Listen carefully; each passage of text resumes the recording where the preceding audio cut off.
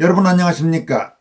지금까지 4.15 총선 선거 부정 의혹 문제를 다룬 두 편의 다큐멘터리 영화에 이어 최근 애니메이션 영화 배춧잎 투표지 출생의 비밀 약칭 배투출비가 유튜브를 통해 공개됐습니다. 작화와 포스터, 인건비 등 총 3억 원 이상의 제작비가 들어간 이번 배투출비 애니메이션 제작비의 대부분을 의식 있는 한 재벌가 인사가 흔쾌히 지원했다는 사실이 밝혀져 화제가 되고 있습니다.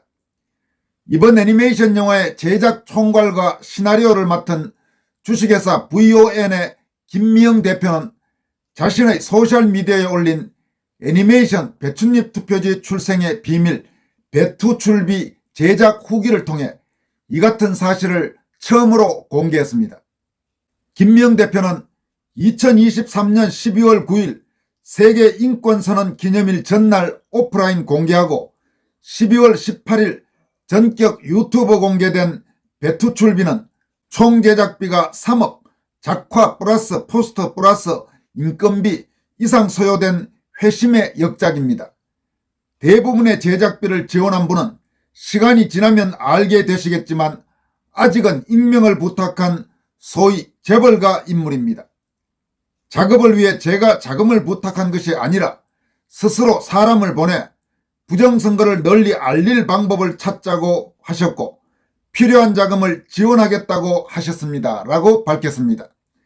김 대표는 이어서 사실 저는 5분이라도 애니메이션으로 표현하면 언론들의 침묵에 대항하여 최소한 도저히 나올 수 없는 투표나 개표 현장에 결코 없었던 투표지들이 재검표 현장에 쏟아진 사실을 알릴 수 있다고 생각했습니다. 연극 연출가인 루크 박 감독에게 전화하여 도움을 요청했습니다. 딱 2년 전 2021년 12월입니다. 같이 상영환 대표님을 찾아가 사실상 도네이션을 부탁했습니다. 주로 디즈니 등에 납품해온 최상급 애니메이터이신 상 대표님은 선거 감시를 위해 밤을 새기도 한 분이고 우리가 펴낸 해커의 지문도 여러 권 사가신 분입니다. 공교롭게도 그날부터 루크박 감독과 함께 각자 심각한 코로나에 걸려 한 달을 칩거하게 되었습니다. 다시 세상 밖으로 나왔더니 우리가 펴낸 해커의 지문을 읽고 팔로우 더 파티 알고리즘 해설을 이해한 재벌가분이 세상에 4.15 부정선거를 알려야 한다고 사람을 보낸 것입니다. 라고 전했습니다. 김 대표는 저는 그동안 한국 기업들의 비겁함에 무척 화가 나 있었기 때문에 귀를 의심했습니다. 주사파와 손잡고 엉뚱한 공산주의자들 후원자 노릇하는 재벌기업이 여럿 있습니다.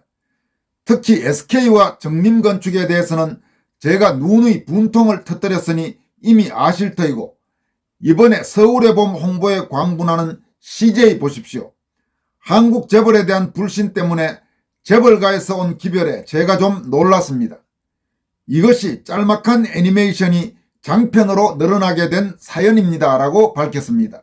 그러니까 여기에서 김명 대표가 지금 이야기하고 있는 것은 원래는 5분 정도의 짧은 애니메이션을 생각했다는 겁니다. 당연하죠. 왜냐하면 길어지면 제작비가 많이 들고 그 많은 제작비를 지금 감당할 여력은 없기 때문에 5분 정도의 짧은 영화를 생각하고 있었는데 의식 있는 재벌가의 한 인사가 이 내용을 알고 애니메이션 영화 제작을 통해서 세상의 4.15 총선 선거 부정 의혹과 관련된 여러 가지 문제점들을 알려야 한다는 문제의식을 갖고 연락을 해와서 제작비를 지원하겠다 이렇게 밝혔다는 것입니다. 그래서 당초 5분 정도의 짧은 애니메이션으로 생각했던 배투출비가 상당히 긴 애니메이션 영화가 될 수 있었다 이렇게 전달하고 있는 것입니다. 김 대표는 이어서 후원하신 분의 말씀을 들어보니 선대로부터 사업보국 원칙이 뚜렷했다고 합니다. 소유주는 이사회를 통해 사업에 관여하되 전문 경영가와 협업하는 선진적인 방식으로 기업을 운영하면서 부를 사회에 환원해야 한다고 믿는다고 했습니다. 라고 밝혔습니다. 이와 함께 이스라엘이 1991년에 에티오피아에 거주하는 에티오피아계 유대인들을 이스라엘로 수송한 작전을 솔로몬 작전이라고 합니다. 36시간 동안 쉴 새 없이 수송기들의 비행이 이어졌고 34대에 달하는 이스라엘 공군 수송기들이 14,000명 이상의 에티오피아 유대인들을 수송하여 당시 항공기에 탑승한 승객 수로 인해 세계 기록에 등재되어 유명해진 사건이기도 합니다. 이스라엘 국가와 기업이 함께 민족을 구하기 위해 헌신한 사건으로 저는 이 솔로몬 작전을 볼 때마다 왜 세계 굴지의 기업을 가진 한국이 탈북자들이 중국에서 인신매매 유리걸식 당해도 침묵하고 북한 주민의 실상을 보면서도 억압자들과 손잡고 돈 벌 국리뿐일까 통탄해 왔습니다라면서 그러나 우리 재벌가에도 훌륭한 분들이 있습니다. 언젠가 이분의 실명도 드러나겠지요. 신앙의 힘으로 귀한 일을 하는 분들이 드러나지 않아도 있음을 일단 알려두고 싶습니다. 라고 밝혔습니다. 김 대표는 이어서 애니메이션 배투 출비는 1. 언론과 법원이 침묵하지만 투개표 현장에 없었던 재검표용으로 새로 인쇄돼 재검표 현장에 나타난 투표지들이 엄청나게 많았다는 사실을 알리기 위해 부정선거에 대해 아예 모르는 부활못을 위해 만들었습니다. 2. 다만 다소 길어졌던 것은 부정선거 문제에 정통한 사람들도 이해 못하는 팔로우 더 파티에 대해서도 어느 정도 설명을 넣어두어 이 알고리즘을 찾아낸 것이 기적이며 범법자들을 일제히 침묵시킨 진짜 이유라는 것을 알리고자 했습니다. 대중은 이해 못해도 전문가는 알 수 있고 무엇보다 범인들은 머리칼이 설 것입니다. 3. 시나리오 작업은 작년 3월에 시작됐지만 완성까지는 1년 이상 걸렸습니다. 작품 만드는 동안 정권이 바뀌어 세상도 좀 바뀌겠거니 기대가 있었기 때문입니다. 그러나 윤석열 한동훈도 어쩔 수 없이 옛사람들이었습니다라고 지적했습니다. 김 대표는 이어서 요컨대 애니메이션 배투 출비는 결론을 수사하라로 내었습니다. 누가 이 어두운 깽들의 시대 깽판 대한민국을 재정비할 수 있을까요? 부정선거 수사 없이 대한민국 미래 없습니다. 이 애니메이션을 MZ들에게 보내주십시오. 그들이 자신들의 나라의 현실을 봐야 합니다. 2년을 함께 해주신 분들께 감사드리고 가장 큰 감사는 SMIP의 상영환 대표님과 유혜영 이사님 그리고 익명을 원하시는 후원자님께 올립니다라면서 이 애니메이션이 내년 4월 부정선거 폭거를 막는 선제적 무기로 사용되기를 소망합니다. 이렇게 마무리했습니다. 여러분, 김명 대표가 이번에 밝힌 글에서도 나와 있지만 한국 기업들의 비겁함 이런 부분은 참으로 심각한 문제입니다. 한국 기업은 바로 한국 좌파의 숙주라고 할 수 있습니다. 이번에 이 배투 출비 제작비를 흔쾌히 지원한 재벌가 인사가 어느 분인지는 정확히 현재로서는 알 수 없지만 그런 분들이 빛나는 것은 바로 한국 기업의 전반적인 풍토에서 보기 힘든 훌륭한 일을 하셨기 때문입니다. 이 문제와 관련해서 저도 그동안 여러 차례 칼럼 등을 통해서 한국 기업의 비겁함을 지적한 바가 있습니다. 동아일보에 근무할 때도 여러 번 관련 칼럼이나 사설 혹은 간부로서 일반 기사를 통해서 이 문제를 부각시키려 했고 그리고 그 이후에도 많은 부분을 이 문제의식을 갖고 지금까지 살아왔습니다. 이와 관련해서 문재인 정권 시절이던 2019년 6월 제가 썼던 권순할 칼럼 한국 기업 좌파의 숙주 노릇 계속할 건가 이런 제목의 칼럼을 여러분들에게 소개해드리도록 하겠습니다. 한국 기업의 문제점들을 종합적으로 이해하는 데 상당한 도움이 되리라고 확신합니다. 당시 칼럼의 작은 제목은 정신 똑바로 박힌 기업인은 격려하지만 얼빠진 기업인은 질타할 수밖에 없다. 이렇게 제가 소제목을 붙였습니다. 이런 내용입니다. 노무현 정권 시절인 2006년 4월 좌파 성향단체인 참여연대는 서울 세종문화회관에서 참여연대 보금자리 마련을 위한 후원의 밤 행사를 열었다. 한국 대기업의 약점을 잡아 자주 공격했던 이 단체는 후원회를 앞두고 850개 상장기업과 기업인을 포함한 개인 3,500여 명에게 후원 약정서가 담긴 초청장을 보냈다. 7개월 전인 2005년 9월 참여연대 창립기념일에 맞춰 개최한 후원회 때 300만 원이었던 후원금 상한액은 500만 원으로 높였다. 초청장을 받은 기업 가운데는 참여연대가 후원행사 이틀 뒤 발표하기로 한 이른바 편법 경영권 승계 실태조사 대상 38개 주요 그룹이 대부분 포함돼 논란이 일었다. 당시 참여연대 측은 제보를 받고 확인 취재에 들어간 동아일보 기자에게 매년 창립기념일에 후원회를 열면서 비슷한 형태로 기업에도 자발적 후원을 요청해왔다면서 경영권 승계조사 결과 발표와 후원 행사를 연결짓는 것은 무리한 비약이라고 해명했다. 하지만 초청장을 받은 어느 기업 임원은 기업의 가장 민감한 지배구조와 경영권 승계에 대해 줄기차게 문제를 제기해온 참여연대 후원 요구를 거절할 수 있는 대기업은 별로 없을 것이라고 털어놓았다. 양측의 주장 중에 어느 쪽이 실체적 진실에 가까울지는 독자들의 판단에 맡기겠다. 당시 이 사건은 제가 동아일보 간부를 하면서 같이 일하던 후배 기자가 취재를 해서 동아일보에 특종 보도한 내용이기도 합니다. 이어갑니다.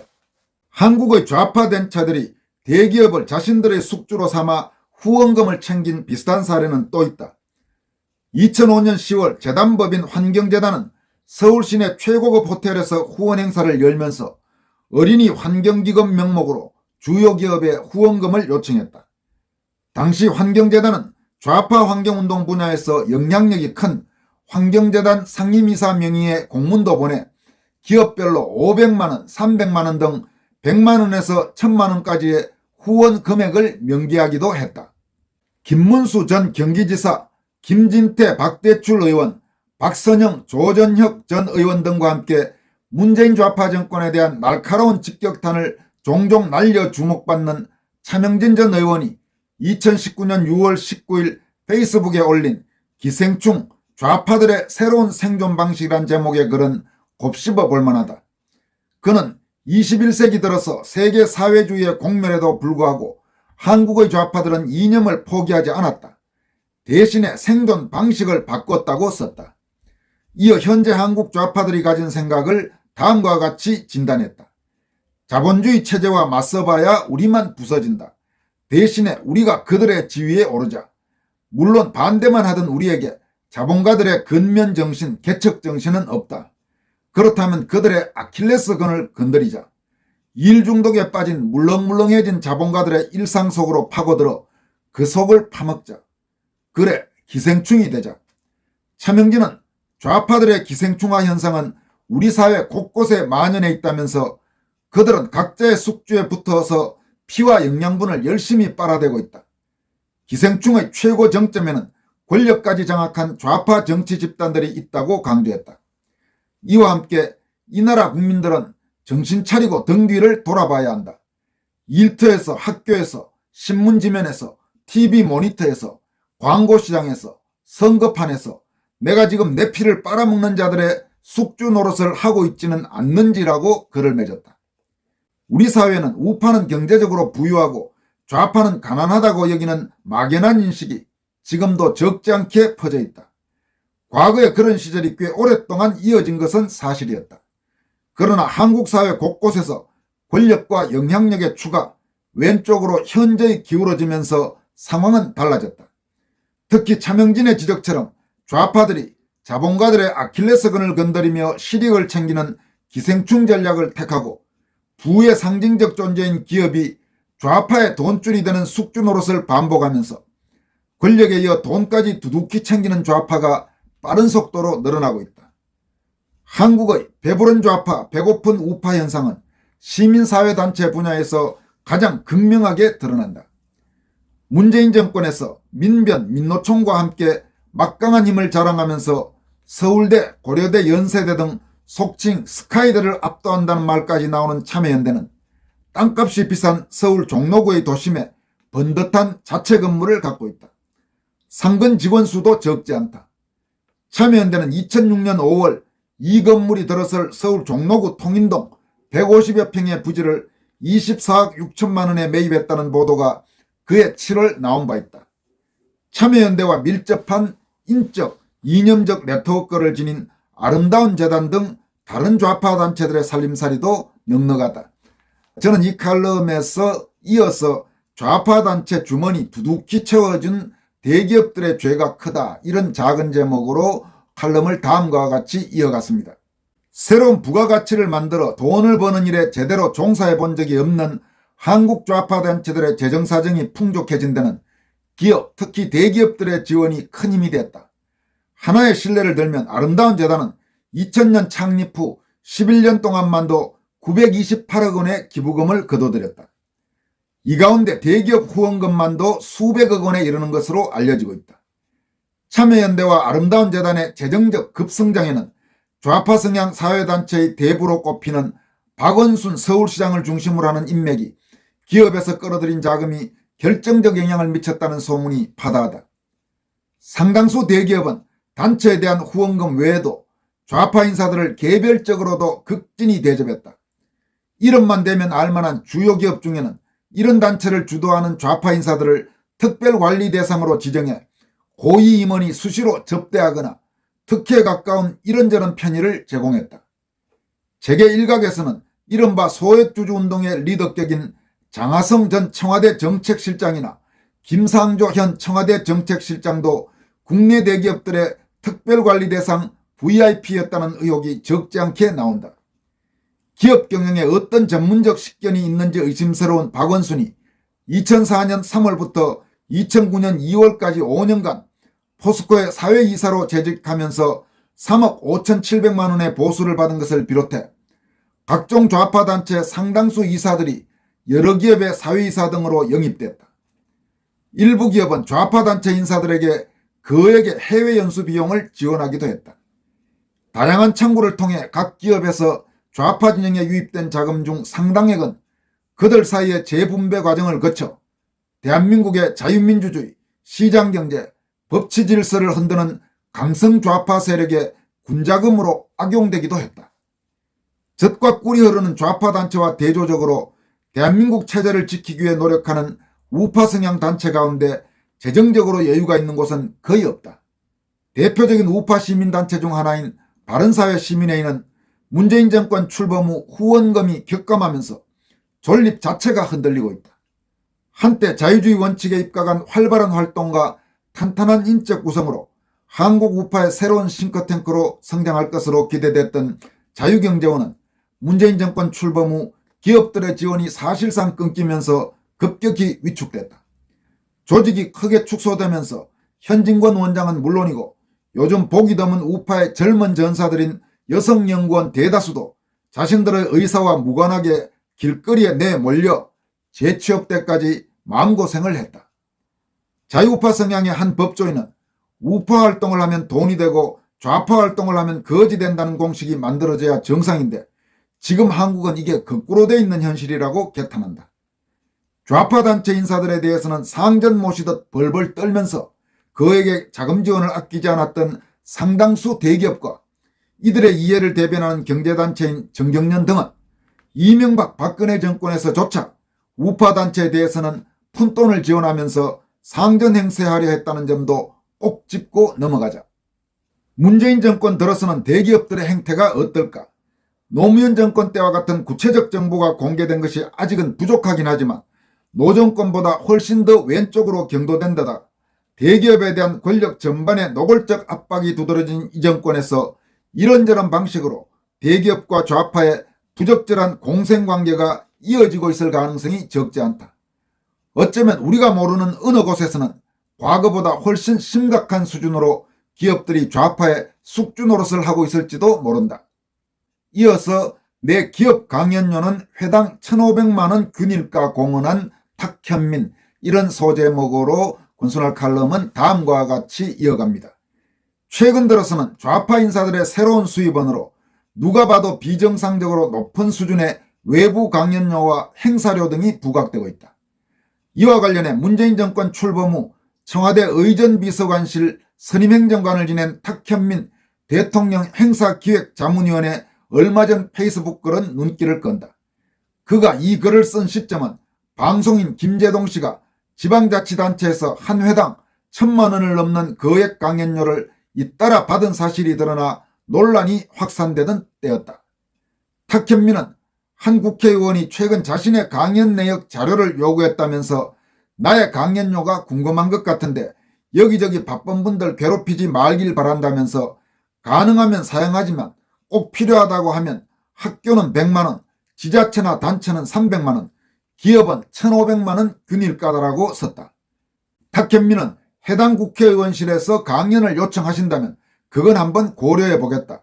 그쪽은 1,550만원이라면서 공적 신분도 아닌 제 개인의 영리활동에 귀한 의정활동 시간 낭비하지 마시고 본업에 충실하기 바란다라고 비꼬았다.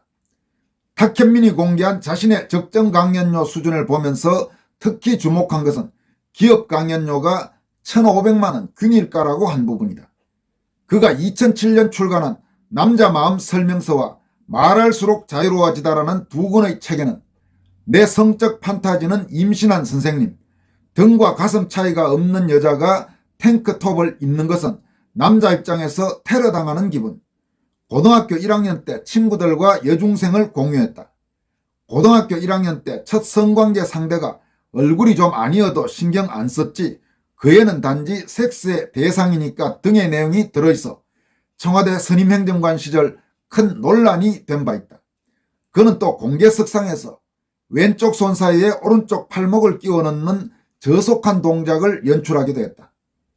청와대 선임행정관 재직 시 소통보다는 쇼통에만 능했다는 평을 듣는 탁현민이 공연기획자로서 얼마나 대단한 사람인지는 잘 모르겠다. 다만 정상적인 상식의 소유자라면 다른 사람의 소개하기도 부끄러운 전력을 지닌 탁현민을 초청해 한 회당 1,500만 원의 강연료를 지급하는 기업이 있다면 정신이 나갔거나 아니면 문재인 정권의 젊은 실세에게 공공연하게 뇌물을 상납하는 행위라고밖에 볼 수 없다. 탁현민은 균일가 강연료 글이 논란이 되자 MBC 라디오에 출연해 실제로 그렇게 받고 강연을 한 적은 없다. 일종의 상징과 비유라며 일단 한 발 뺐지만 기업 강연료와 관련된 자신의 몸값에 대한 생각은 아마 진심이었을 가능성이 높다. 한국의 기업, 특히 대기업들은 자유민주주의와 시장경제 질서를 축으로 하는 대한민국 체제의 최대 수혜 집단이라고 해도 과언이 아니다. 그런 그들이 기적에 가까운 성공을 가능케 한 우리 체제와 대기업들을 허물거나 흠집을 내리는 세력에 이런저런 명목으로 그에게 뒷돈을 대온 것을 도대체 어떻게 해석해야 하나. 기업 관계자들은 현실적으로 불가피한 면이 있다고 변명할지 모르지만 대한민국 체제를 위협하는 자들이 기업에서 빼먹은 돈으로 풍족한 생활을 영위하는 반면 이 체제를 지키려는 사람들은 춥고 배고픈 가운데 외로운 싸움을 해야 하는 현실이라면 뭐가 잘못돼도 한참 잘못됐다. 이어서 자유사회라는 체제가 생존해야 기업이 생존할 수 있다. 이런 소제목으로 권순할 칼럼의 마지막 부분이 이어집니다. 선진국들과 비교해보면 한국 기업과 기업인들이 얼마나 반성해야 하는지가 더 선명해진다. 미국의 대표적인 우파 싱크탱크인 헤리티지 재단과 케이토 연구소가 만들어진 것은 쿠어서 맥주 창업자인 조지프 쿠어서와 코크 인더스트리 회장 찰스 코크의 재정적 지원에 결정적으로 힘입었다. 영국에서 자유주의 이념을 전파하는 데 큰 역할을 한 경제문제연구소 IEA 역시 기업인 출신인 앤서니 피셔의 사제 출연으로 설립됐다. 저명한 정치학자이자 신학자인 마이클 노박이 역설한 자유사회라는 체제가 생존해야 기업이 생존할 수 있다. 기업 세계에 몸담은 사람들은 자유사회를 지탱하는 원칙들을 잘 알고 지키는 다수의 사람들을 교육하고 계몽하면서 유지할 책임을 강하게 느껴야 한다는 조언을 몸으로 실천한 의식 있는 기업인들이었다. 한국에도 그동안 일부 기업인이 개인 재산을 내놓아 재단 등을 만든 사례는 일부 있지만 제대로 된 자유우파 연구기관 설립에 기여한 것은 하나도 없고 굳이 따지자면 좌파에 가까운 사람들로 대부분 채워지기 일쑤다. 이런 식의 기업인 사제 출연이라면 차라리 안 하는 게 더 낫다. 나는 국부 창출과 국민소득 향상의 주역인 기업의 중요성을 누구 못지않게 깊이 인식하고 있다. 글로벌 무한경쟁의 시대에 한국 기업들을 옥죄는 불필요한 각종 규제를 대거 혁파해 그들이 마음껏 뛸 수 있는 경제 환경을 만들어줘야 한다는 신념도 갖고 있다. 하지만 그 어떤 변명과 상황 논리를 들먹이더라도 대한민국 체제와 기업 시스템을 근본적으로 뒤흔들어 한국인을 질곡과 고통으로 몰아넣을 저질 좌파 세력의 숙주 노릇을 기업들이 계속하는 것은 용납할 수 없다.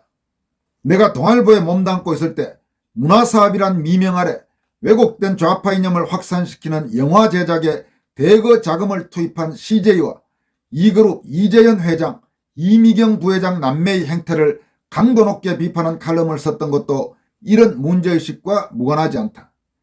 나는 어려운 여건 속에서도 정신 똑바로 박힌 기업과 기업인은 힘이 닿는 한 격려하겠지만 대한민국을 갉아먹는 친북 강성 좌파 세력에 굴종하면서 잘못된 군자금을 퍼주는 얼빠진 기업과 기업인에 대해서는 혹독한 질타를 멈추지 않을 것이라는 점을 분명히 밝혀둔다. 지금까지 여러분들에게 소개해드린 상당한 장문의 칼럼은 문재인 정권 시절인 2019년 6월 제가 썼던 한국기업 좌파의 숙주 노릇 계속 할 건가라는 제목의 원순할 칼럼이었습니다. 여기까지 하겠습니다. 고맙습니다.